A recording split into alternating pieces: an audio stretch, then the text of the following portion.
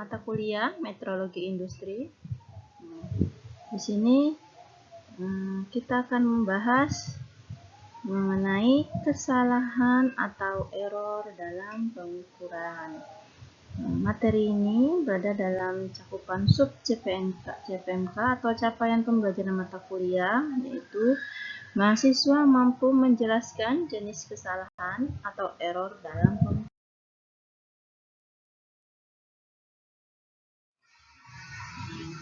Ada beberapa prinsip dalam metrologi yang perlu diperhatikan.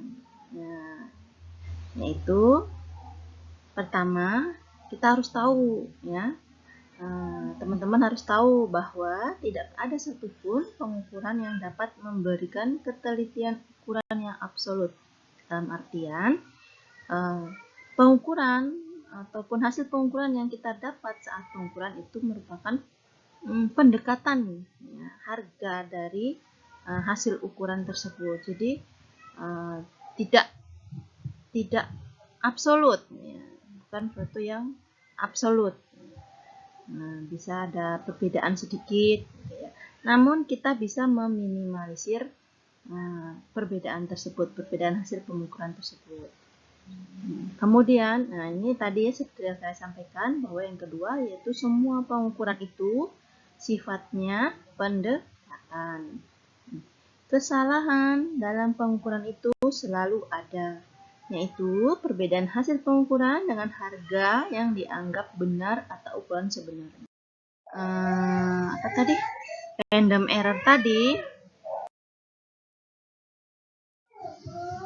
systematic error dan random error tadi bisa kita minimalisir error atau kesalahannya dengan menggunakan perkiraan, atau biasanya kita sudah terbiasa. Nah, perkiraan sini juga pakai teori ya. Misalnya seperti ini. Nah, ini sumber dulu sebelum kita masuk ke tadi penyelesaian untuk systematic error atau cara agar systematic error itu bisa kita perbaiki. Ini kita harus tahu dulu sumber kesalahan pengukuran atau error. Sumber kesalahan pengukuran atau error itu ada beberapa, ada sekitar 5 ya. Itu sumber karena benda kerjanya. Contohnya misalkan di benda kerja tersebut itu ada korosinya, benda kerjanya, kemudian atau ada rejectnya, lubangnya, atau malah ada sisa-sisa gramnya, gram ya. Nah, itu sebaiknya dibersihkan dulu baru kemudian dilakukan pengukuran agar meminimalisir tadi kesalahan hasil pengukuran karena benda kerja. Nah, jadi kalau bisa benda kerjanya memang sudah bersih. Kemudian yang kedua, cara dan metode pengukuran itu sendiri. Misalnya mengukur mengukur menggunakan jangka sorong. Oh, ternyata cara memegangnya harus seperti ini. Ya, ada cara memegang sendiri. Nanti bisa kita lihat pada saat Zoom ya, pada saat kuliah tatap muka via Google Meet. Nah, di situ nanti kita tahu, oh, cara memegangnya harus seperti ini. Karena apa? Ternyata ketika miring sedikit atau maju sedikit itu nanti bergeser pengukurannya, atau tidak, atau dia mengabaikan prinsip APBE. Apa itu prinsip APBE? Di mana harus selain ya, harus satu garis antara si benda kerja yang diukur dengan alat ukurnya ya. Jadi intinya center gitu ya. Kemudian berasal dari alat ukur itu sendiri tadi, misalkan ternyata sudah tidak bisa diprediksi lagi ukurannya, apa kesalahannya karena ada random error tadi. Nah, itu atau sudah tidak teliti lagi sih alat ukur itu sendiri ya. Sudah tidak teliti, sudah rusak yang harusnya tepat 20 inci ternyata terlewat sedikit. Itu juga sudah tidak layak lagi ya alat ukur itu digunakan. Kemudian faktor lingkungan apa? Suhu, kelembaban maksud saya ya. Kenapa kok pengaruh? Karena alat ukur itu punya material penyusun sendiri. Maksudnya gini, misalkan jangka sorong itu material pembuatannya jangka sorot itu materialnya beda dengan sign bar. Nah, misalkan seperti itu. Sign bar misalnya pakai baja tahan karat yang seperti apa itu, sedangkan yang apa namanya si jangka sorong sendiri pakai material baja yang seperti apa, jadi kan beda-beda. Kemudian misalkan meja perata, ini meja perata itu kan alat bantu ya, itu punya material sendiri juga, misalnya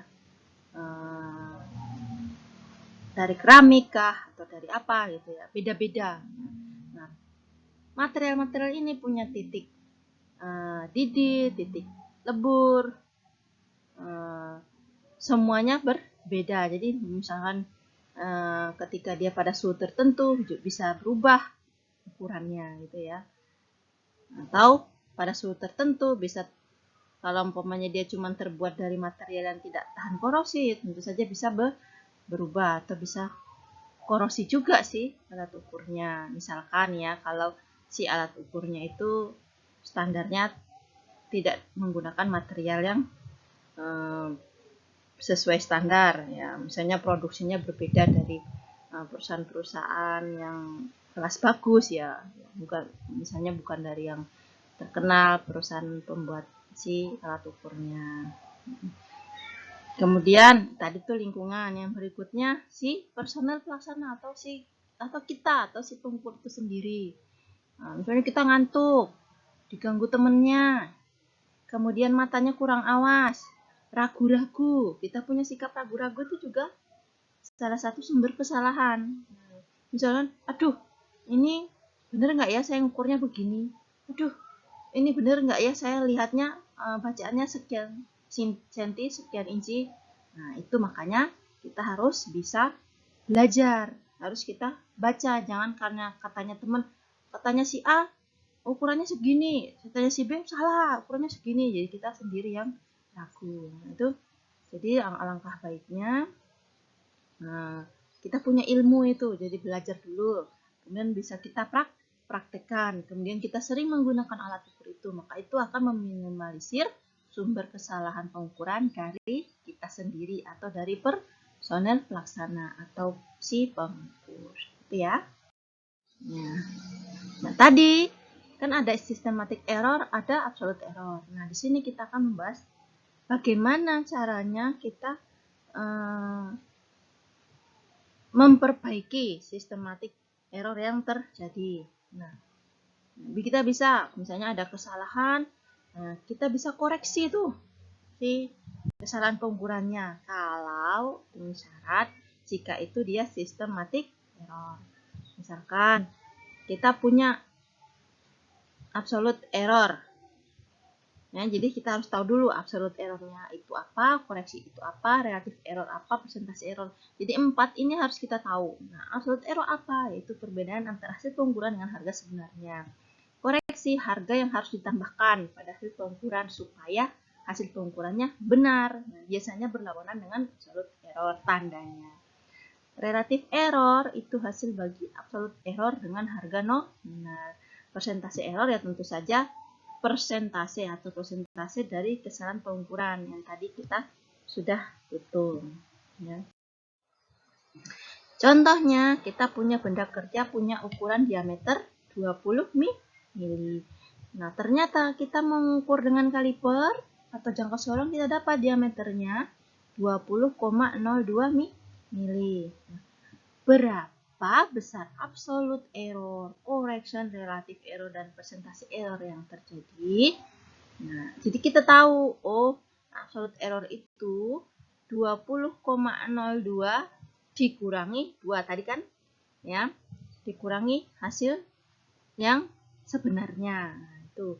Jadi kita dapat tuh selisihnya itu ternyata 0,02 mili. Jadi si kesalahannya itu 0,02 mili bertambah 0,02 mili atau plus 0,02 mili. Berarti koreksi, jadi koreksi yang harus kita tambahkan itu minus 0,02 mili agar supaya menjadi 20 mili ya kan? Simple ya.